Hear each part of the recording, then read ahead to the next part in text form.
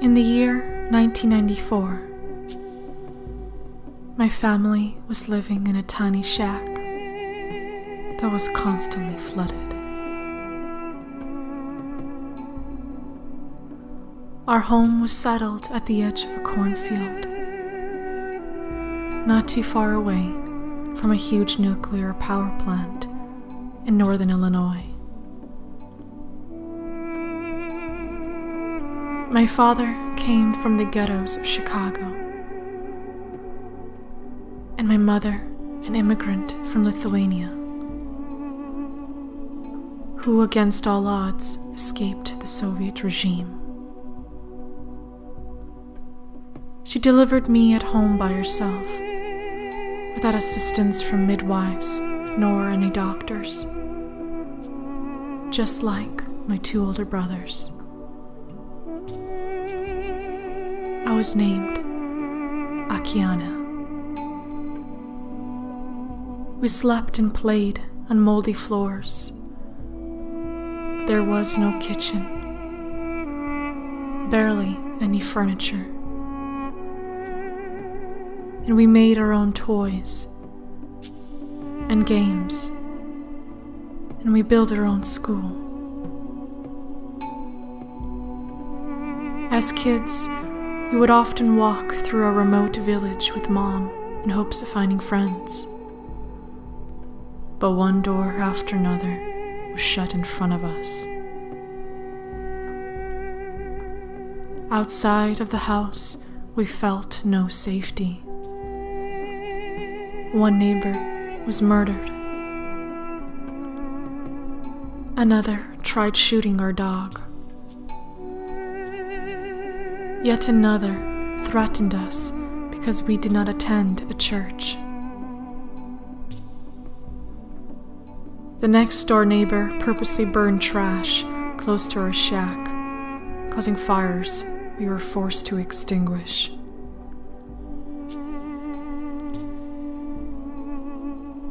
When our drinking water was poisoned, my father fell deathly ill, and we had no money for doctors. While my mother looked for different ways to support our family, my older brothers watched over me and took care of me day and night. We walked in 2-feet-high snow to different towns, selling food, door to door.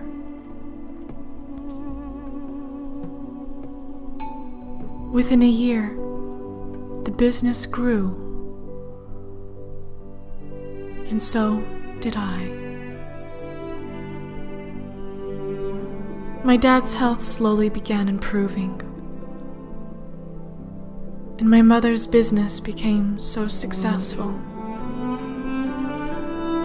We moved into a new home in Missouri, a massive 10,000 square foot Frank Lloyd Wright mansion.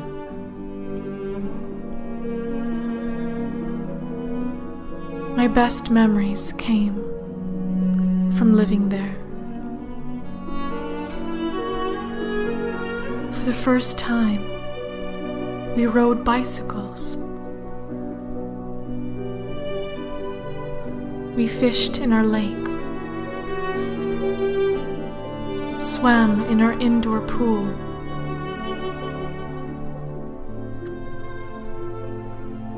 from morning to night, we created our own music.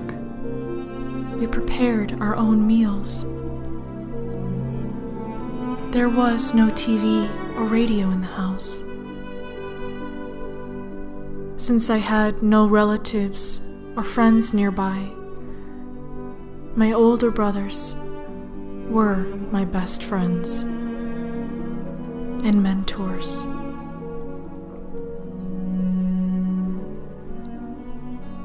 And my parents, my real role models. Around age 4, I started experiencing intense dreams and visions of heaven. My mother was an atheist, yet she was the only one who listened to me for hours on end and believed what I was describing were my real experiences. I'd never been drawn to read, but I sketched everything I remembered from my dreams and visions, including 2 celestial beings who were especially close to me. I drew one of them, my angel.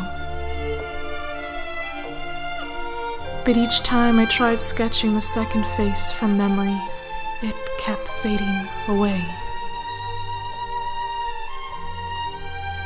As soon as my dad's health improved, my mother surprised everyone by suddenly quitting the business and putting her house on the market. She wanted to spend more time with us, especially me, because she started believing that the heaven I had seen was real. One spring day when I was around 5 years old, something unexplainable happened. I disappeared. Hundreds of vehicles in our small town were stopped for inspection, but nobody could find me. It was as if I dropped off the radar, somehow undetectable. My photo was dispatched throughout all local agencies. After many long hours of searching, I reappeared in the midst of numerous eyewitnesses. Neither the officers nor my family could comprehend what had really happened. But I did. The place I had been was not here.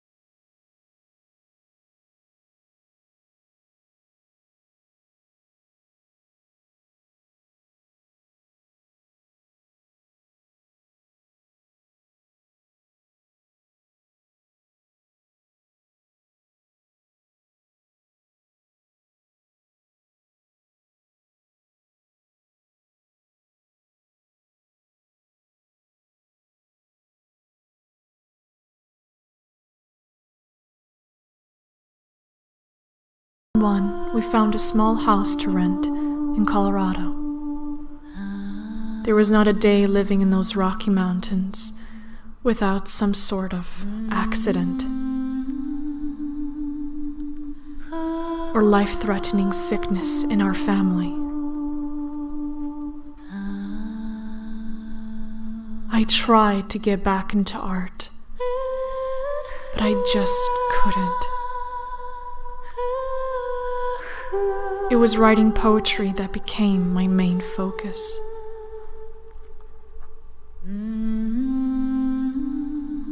Soon, our whole family decided to move again because my dad got a job in Idaho. At age 8, I began homeschooling myself, and it was a decision my family supported. My vivid visions suddenly returned, and so did my passion for art.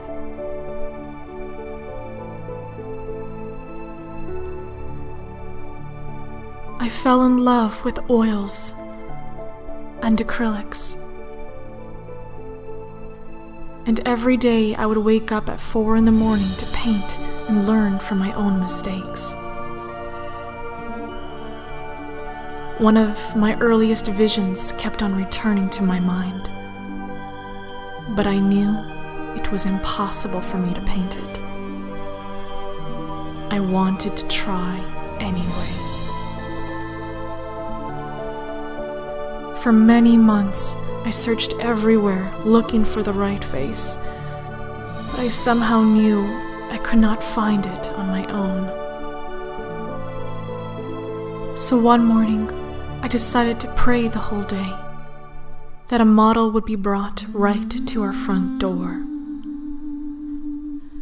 The very next day at noon, the doorbell rang. One of our acquaintances stopped by to introduce her friend to me. She thought that maybe I would find his features suitable for my art.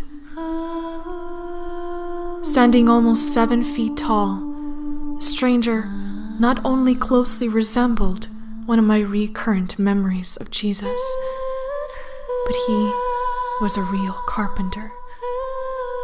I was speechless and humbled.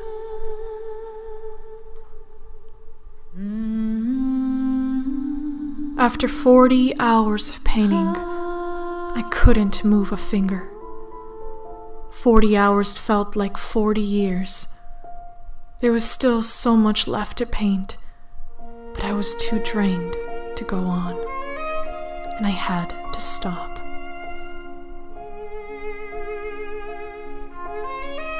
We shipped the original to one art agent for an exhibition, but he decided to steal the portrait.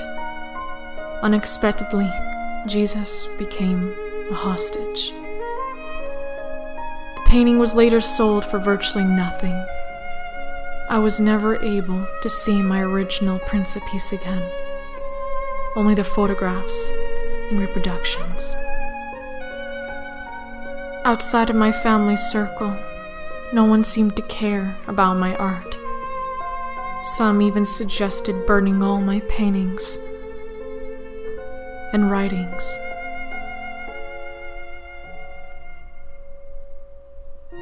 It was after many months of malicious reactions from skeptics and critics, and an expensive separation from my agent, that my story reached media. At age 9, I received an invitation to be a guest on the Oprah Winfrey Show. In a flash, my world changed.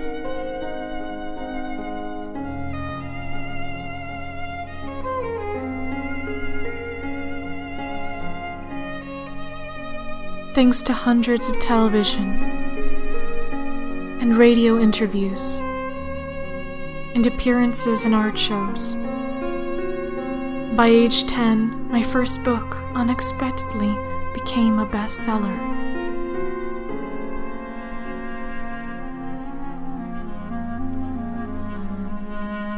My painted messages had reached millions of people around the globe and had raised funds for charities. Over the years, I painted different periods in Jesus' life.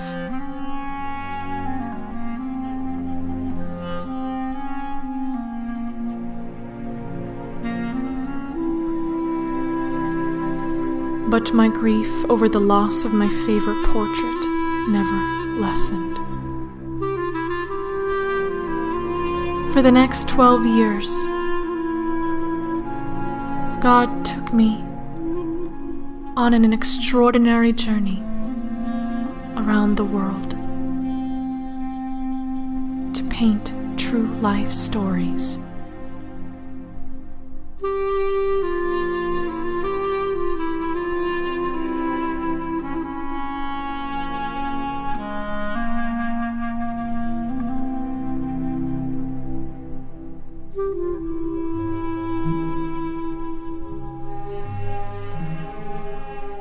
Not too long after my fourth brother Aurelius was born, while we were living in Australia, unexpectedly, I discovered the location of the original Principe's painting.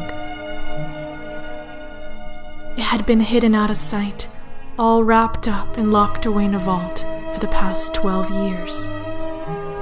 The owner was not willing to reveal it or sell it to anyone.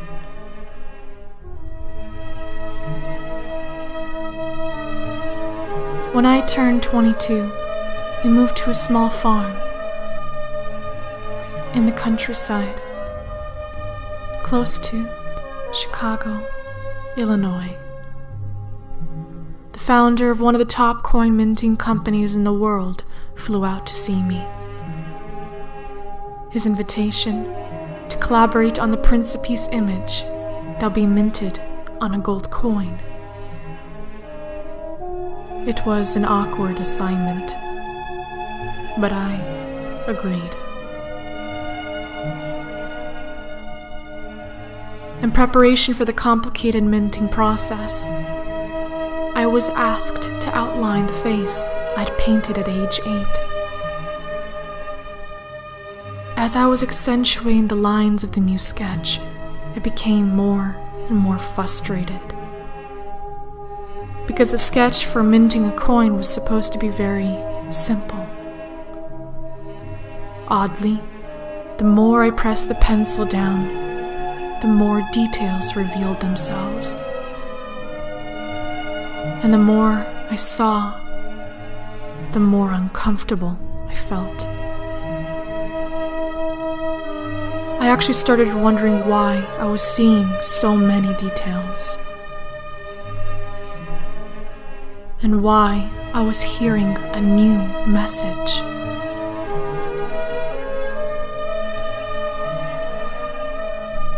So I prayed about what to do next.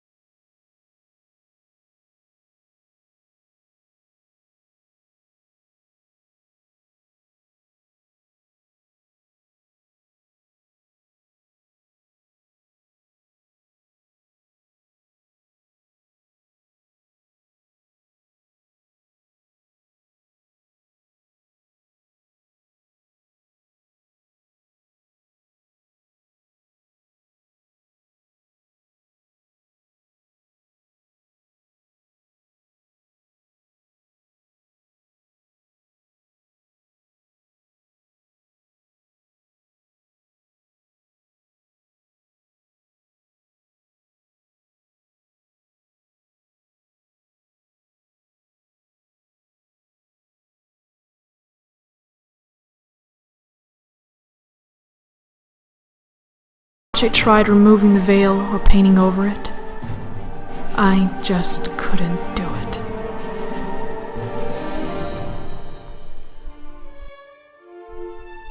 Many weeks passed by, but there was still no life in the shadow.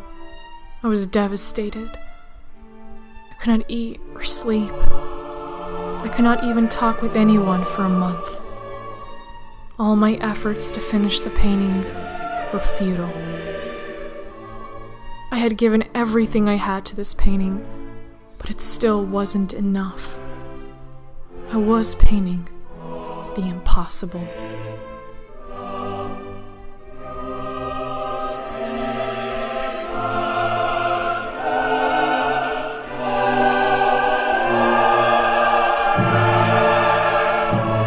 was losing hope, and I was about to abandon the divine commission.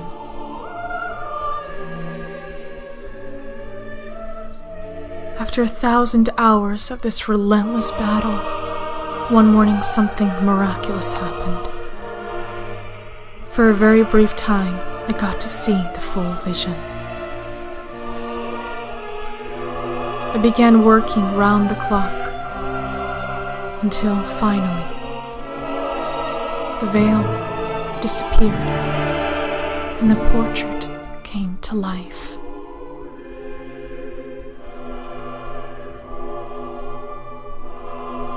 All these years, God was waiting for me to grow, so I could fully understand and paint the most powerful message to mankind. The message of unwavering faith, unconditional love, and eternal life.